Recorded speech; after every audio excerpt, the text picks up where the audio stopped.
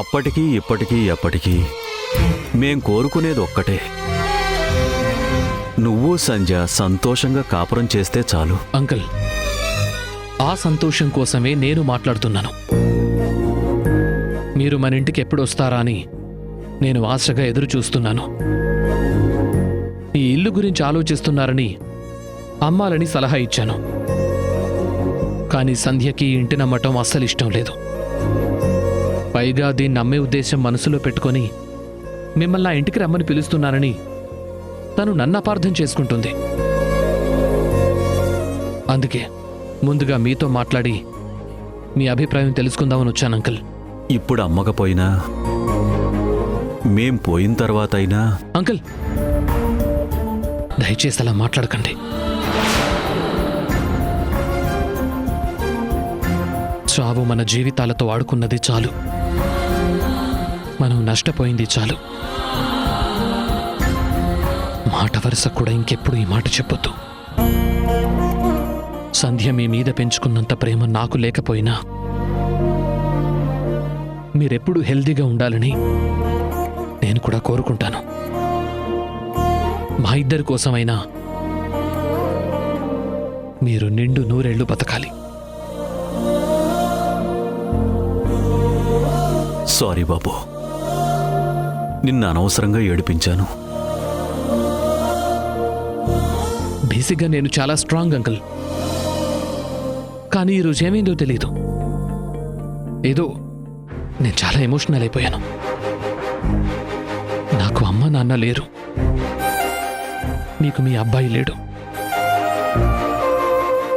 దూరమై నా కొడుకు పేరు సూర్య అయితే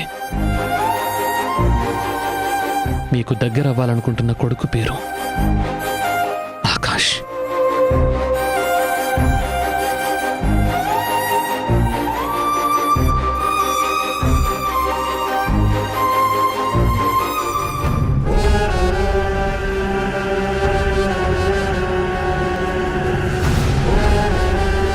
నాన్న, మన ఇంటికి రండి, మాతో కలిసి ఉండండి. మీకు ఏ ప్రాబ్లం లేకుండా చూసుకునే అవకాశం మాకివ్వండి ప్లీజ్ నాన్న.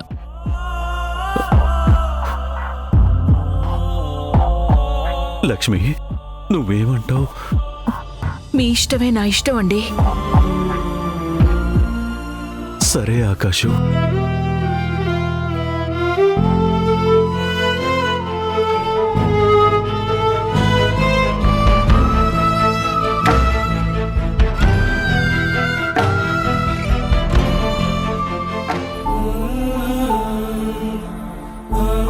ఒక్కసారి సంధ్యతో మాట్లాడి మంచి రోజు చూసుకుని ఆ ఇంటికి వస్తాం. Thanks uncle, thank you very much.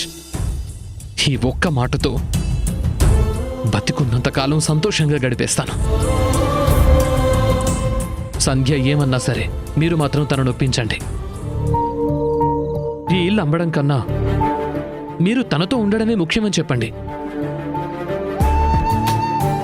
మన ఇంట్లో మనం అందరం కలిసి హ్యాపీగా ఉండొచ్చు. Bye uncle. Bye bye aunty. మంచిది బాబు.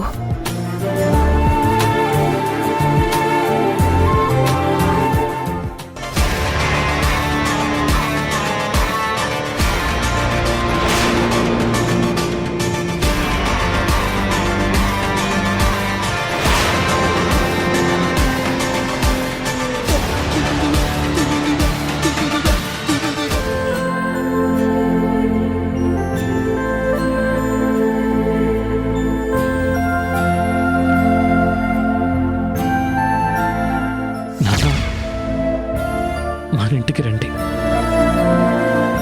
మాతో కలిసి ఉండండి.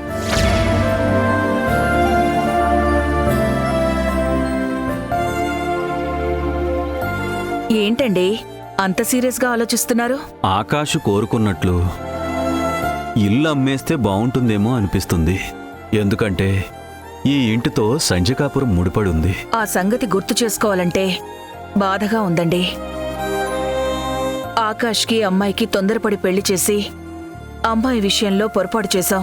ఆ పొరపాటుని సరిదిద్దుకోవడానికి భగవంతుడు ఈ అవకాశం ఇచ్చాడేమో. ఏమంటావు లక్ష్మి? సంధ్య గురించి మర్చిపోయారు అంటాను. మర్చిపోవడం ఏంటి? ఇదంతా సంధ్య కోసమే అంటున్నా కదా. ఇంతకు ముందు ఇలాగే ఇల్లు అమ్మాలనుకుంటున్నావని సంధ్యతో చెప్తే ఎంత కోపంగా మాట్లాడిందో మీకు గుర్తులేదా అండి? ఇల్లు ఎవరికో అమ్మడం సంధ్యకి ఇష్టం లేదు. కానీ ఇప్పుడు మనం అమ్ముతున్నది ఆకాష్కే కదా. ఎవరికైతే ఏంటి, ఈ ఇల్లు మనదై ఉండాలి, ఈ ఇంట్లో మనమే ఉండాలని ఖరాఖండిగా చెప్పింది కదా. అది కాదు లక్ష్మి, ఇల్లు అమ్మకపోతే ఈ వంకతో ఆకాషు సంధ్యను మరీ ఇబ్బంది పెడితేనో. ఇప్పుడు మాత్రం సుఖపెడుతున్నాడా? సంతోషంగా చూసుకుంటున్నాడా? ఆకాష్ మాటల కోసం ఇంత ఆలోచిస్తున్నారు కదా. సూటిగా ఒక్క మాట అడుగుతాను, నిజం చెప్పండి. ఆకాష్ని మీరు నమ్ముతారా? అతని మాటల్లో నిజాయితీ ఉందంటారా? నమ్మకం లేదనుకో. నమ్మకం లేనప్పుడు ఆ విషయం గురించి, ఆ మనిషి గురించి ఆలోచించడం దేనికి? దేనికి అంటే సమాధానం లేదు. కానీ అతను అన్న మాటల్లో ఒక్క పాయింట్ మీద నా మనసు అటు ఇటు ఊగుతుంది.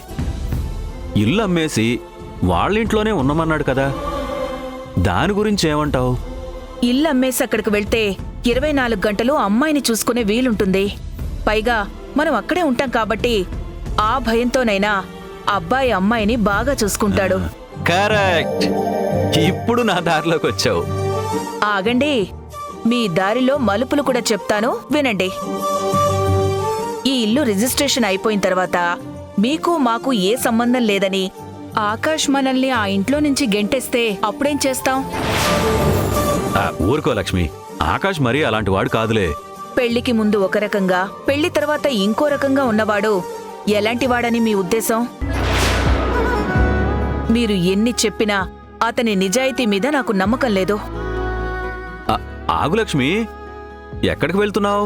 ఈ విషయం మీద మనం మాట్లాడుకుని ఒక నిర్ణయానికి రావాలి. ఏమండి, నా మనసులో ఉన్నది నేను చెప్పాను. మీరు ఏ నిర్ణయం తీసుకున్నా భార్యగా తప్పక గౌరవిస్తాను.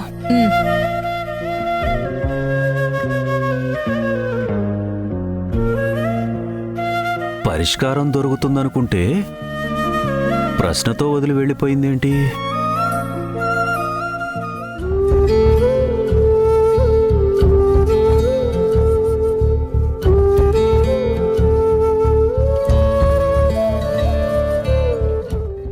సంధ్య, ఆఫీస్ టైం అయినా నువ్వు ఇంట్లో ఉన్నావే? నా కోసం జాబ్ అనేసేవే ఏంటి? అలాంటి తప్పెప్పుడు చేయనండి. దివ్యకి తెలిసిన లాయర్ ఉన్నారంట, తను వస్తానని చెప్పింది. అందుకే ఆఫీస్కి లీవ్ పెట్టాను. లాయర్ దగ్గరగా ఎందుకు? ఇల్లు మా అమ్మా నాన్నల పేరు మీద ఉంది కదా. వాళ్ళేమో చాలా అమాయకులు. ఎవరైనా వాళ్ళని కళ్ళబొల్లి మాటలతో నమ్మించి కూతురి సంతోషం కోసం ఇల్లు అమ్మేస్తారు. అలా జరగకుండా ఉండడానికి వీలునామా నా పేరు మీద మార్చాలనుకుంటున్నాను. ఏంటి, నీ పేరు మీద? అవునండి, అసలే రోజులు బాగలేదు. ఎవరు ఎప్పుడు ఎలా ఉంటారో అస్సలు ఊహించలేకపోతున్నాం. అందుకే మన జాగ్రత్తలో మనం ఉండాలి కదండి.